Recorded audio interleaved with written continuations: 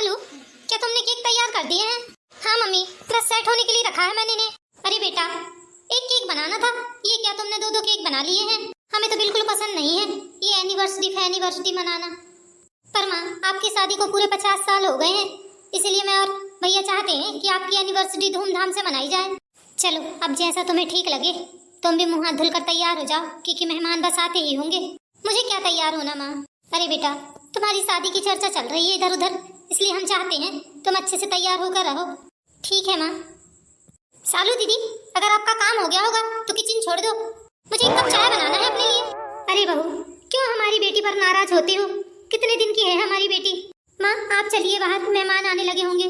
बेटा, तू भी तैयार होकर बाहर आ जा। पता नहीं कौन सी दुश्मनी निकालती है हमारी बेटी से। भाभी, मैं आपके लिए चाय बना दूं? रहने दे, हम खुद ही बना लेंगे, एहसान करने की जरूरत नहीं है हमारे ऊपर। सालू, बेटा सालू। सालू, नीरज बुला रहा है तुम्हें। ये है दया बहन, इनके 2 बेटे और 1 बेटी है। इन्होंने 2 बेटों के लिए बहुएं तो ला ली है, पर अपनी बेटी के लिए बहुत अच्छा घर परिवार देख रहे हैं। आज दया बहन की 50वीं वर्षगांठ है, इसीलिए सब तैयारियों में लगे हैं। हाँ भैया, आप बुला रहे थे? देखो सालू, ये मैंने डेकोरेट किया है। भैया, आपका किया हुआ काम गलत हो सकता है क्या? बहुत सुंदर लग रहा है। ठीक है सालू, मैं मुँह हाथ धुलकर तैयार होने जाता हूँ, तब तक तुम भी तैयार हो जाओ। माँ बाबू जी को भी बोल दो, वो भी तैयार हो जाएंगे। थोड़ी देर में बड़े भैया और भाभी भी आते होंगे। नीता, चलो मेरे प्रेस किए हुए कपड़े निकाल देना, मेहमान बस आते ही होंगे। अरे, इतनी बड़ी सजावट अकेले कर सकते हैं तो क्या 2 जोड़ी कपड़े नहीं निकाल सकते हैं? हर समय मुझे पीछे घुमाना सही है क्या? इनके पास ये ढकोसले करने के लिए पैसा है। कितने दिनों से कह रही हूँ मुझे 50,000 रुपए दे दो, पर इनके जी से तो पैसे भी नहीं छूटते हैं। सही वक्त आने दो, मैं भी दिखाऊंगी बहू की पावर क्या होती है। लो, आ गए मेरे जेठ जिठानी, इनकी और कमी थी। अरे, आप लोगों को तो जल्दी आना था ना, क्योंकि आप उनके बड़े बेटे बहू थे। भैया, कितना लेट कर दिया आपने आने में। अरे, मेरी ननद जैसे जैसे बड़ी हो रही है, वैसे वैसे उसकी सुंदरता और बढ़ते जा रही है। क्या भाभी, आप भी मेरी बेवजह तारीफ करती हो। छोटी माँ और बाबूजी नहीं दिखाई दे रहे हैं। बस भैया, बाबूजी और माँ तैयार होकर आ ही रहे हैं सामने। और सुनाओ छोटी बहू, क्या हाल चाल है तुम्हारे? बड़ी दीदी, मेरे हाल चाल पूछकर मेरे जले पे नमक ना छिड़को। चलो ठीक है भाई, नहीं पूछती हूँ, मैं तो मम्मी जी से मिलने जा रही हूँ। अच्छा तो लग रहा हूँ इन कपड़ों में। इस घर में सबको अपनी अपनी खुशी समझ में आती है, मेरी तकलीफ किसी को समझ नहीं आ रही है। अरे भाई, क्या हो गया? हर समय अपनी किटकिट मत लगाया करो।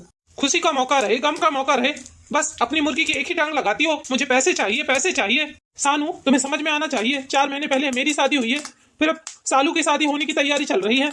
और 50-60 हजार रुपए किसे कहते हैं सानू? कोई 4-5 हजार तो है नहीं जो हम उठाएंगे और तुम्हारे हाथ में दे देंगे। अरे, तुम्हें हमारे माँ बाप की खुशी बर्दाश्त नहीं होती है? देखिए जी, आप ये बेबुनियाद के इल्जाम लगाना बंद कर दीजिए। क्या हुआ सानू बहू, क्यों हल्ला कर रही हो? 10 मिनट में बाहर मेहमान आने वाले होंगे। हम तो तुम्हें कुछ अच्छी खबर सुनाने आए थे, पर यहाँ आकर देखा तो दोनों की दोनों लड़ रहे हो। क्या हुआ माँ, कौन सी गुड न्यूज है? वो जो शर्मा जी पिछले हफ्ते हमारी बेटी को देख कर गए थे, उन्हें हमारी बेटी बहुत पसंद आई है और वो कल सगाई करने आ रहे हैं उसकी। माँ, ये तो बहुत अच्छी खबर है। सानू बहू, ये लड़ाई झगड़ा छोड़ो और चलो, सब बाहर इंतजार कर रहे हैं। रहने दीजिए माँ, अगर ये नहीं आना चाहती तो कोई दिक्कत नहीं है। नहीं नहीं बेटा, ऐसा नहीं कहते हैं। 4 मेहमान आएंगे, अगर हमारी छोटी बहू वहाँ नहीं होगी तो लोग क्या बोलेंगे, लोग क्या कहेंगे? गांव से बड़ी बहू आ गई और छोटी बहू नजर नहीं आ रही है। माँ, मैं कल से जॉब करना चाहती हूँ, आप मुझे जॉब की इजाजत दे दीजिए। अरे, ये क्या बोल रही हो बहू तुम? तुम्हें पता होना चाहिए कि हमारे घर की लड़कियाँ या बहुएं नौकरी नहीं करती हैं। मम्मी जी, मैं आपके घर की बहू हूँ, मैं इनकी पत्नी हूँ। अगर मेरी कोई समस्या है तो आप लोग हल नहीं करेंगे तो कौन हल करेगा? माँ, आप भी किसकी बातें सुन रही हैं? इसे 50-60 हजार रुपए क्यों चाहिए? मुझे सब कुछ पता है। ये अपने लिए एक आईफोन खरीदना चाहती है।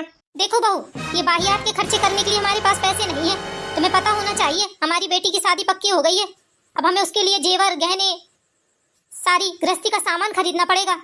ठीक है माँ, आप लोग मनाइए आपकी एनिवर्सरी, मैं 2-4-8 दिन के लिए अपने मायके जा रही हूँ।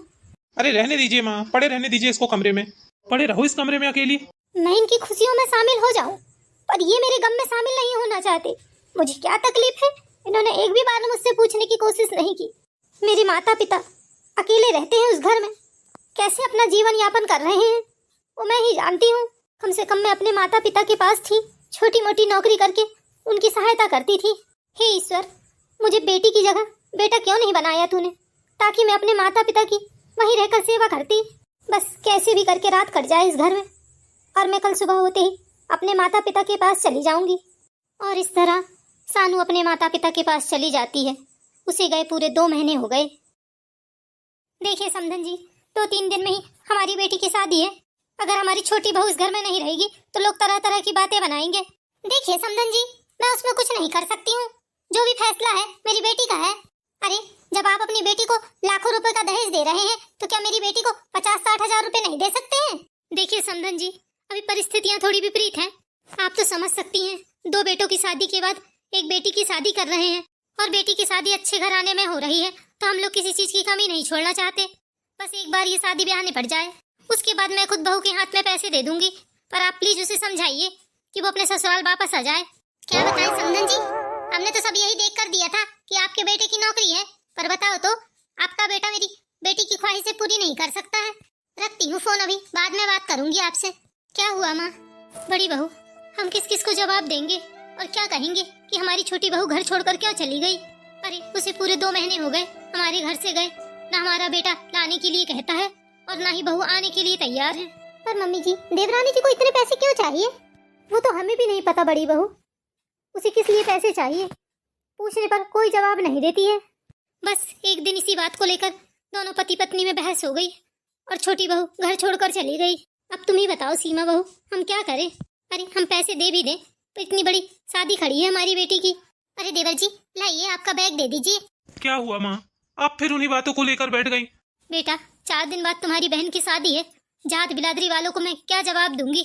हमारी छोटी बहू क्यों नहीं आ रही है मायके?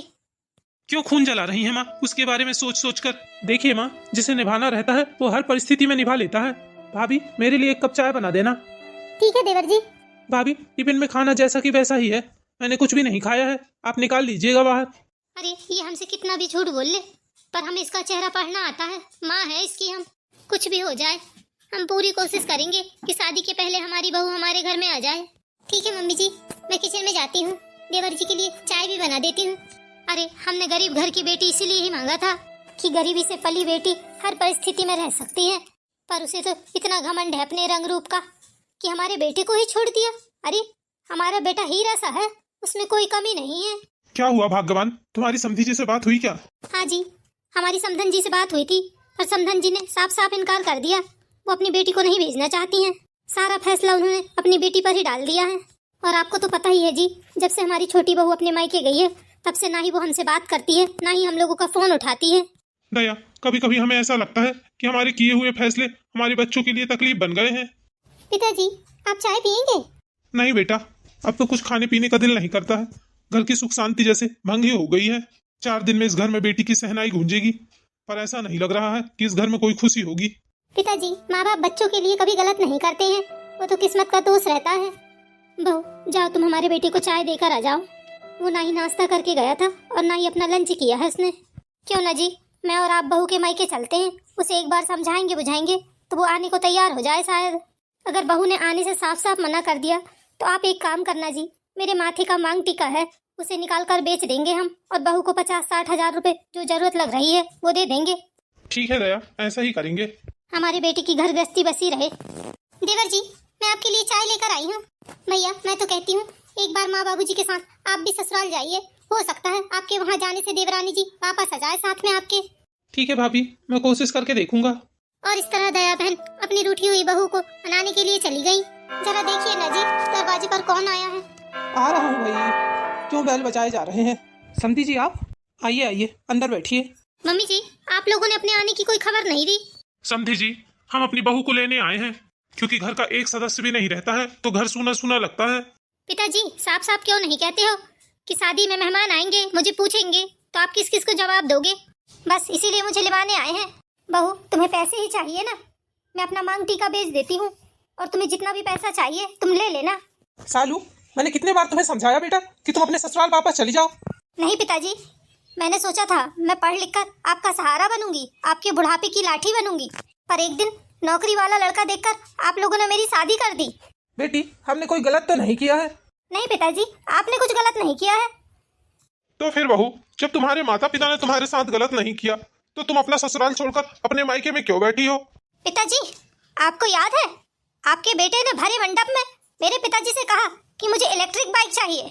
जैसा आज आप मुझे बोलते हैं ना कि हम अपनी बेटी की शादी कर रहे हैं, हमें पैसों की तंगी है, वैसे ही उस समय मेरे पिताजी के पास भी पैसे नहीं थे। फिर भी आपके इस नौकरी वाले बेटे की ख्वाहिश पर मेरे पिताजी ने इलेक्ट्रिक बाइक उठा कर दी। उसका कर्जा आज भी मेरे पिताजी पर है। और वो इलेक्ट्रिक बाइक कौन चलाता है? आपकी बेटी चलाती है। दिन रात उसे अपने शॉपिंग के लिए घुमाती है, अपने कॉलेज के लिए घुमाती है। और यहाँ मेरे बूढ़े पिताजी उस इलेक्ट्रिक बाइक की 6 महीनों से EMI भर रहे हैं।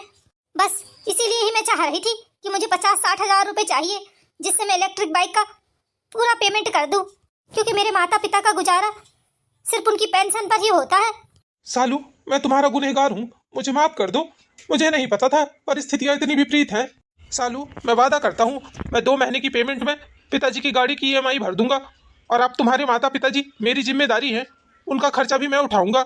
हाँ बहू, जाने अनजाने हमारे बेटे ने तुम्हारे माता पिता को कष्ट दिया है, पर हमारी एक ही विनती है बहू, तुम घर चलो। तुम्हारे बिना घर बहुत सूना सूना लगता है। बेटी, मुझे नहीं पता था, तो इसलिए अपने ससुराल से पैसे मंगवा रही है। ठीक है माँ और बाबूजी, मैं अपनी तैयारी कर लेती हूँ। अरे, हमारी एक बेटी सालू घर से जाएगी, तो हमारी दूसरी बेटी सानू हमारे घर में होनी चाहिए। ठीक है बेटा सानू, तुम अपना और अपने परिवार वालों को ख्याल रखना, इधर की ज्यादा चिंता मत करना। और इस तरह सानू बहू अपने ससुराल चली जाती है। तो दोस्तों, कैसी लगी हमारी मॉरल स्टोरीज? अगर हमारी स्टोरी आपको पसंद आती है तो प्लीज चैनल को लाइक करें एंड सब्सक्राइब करें।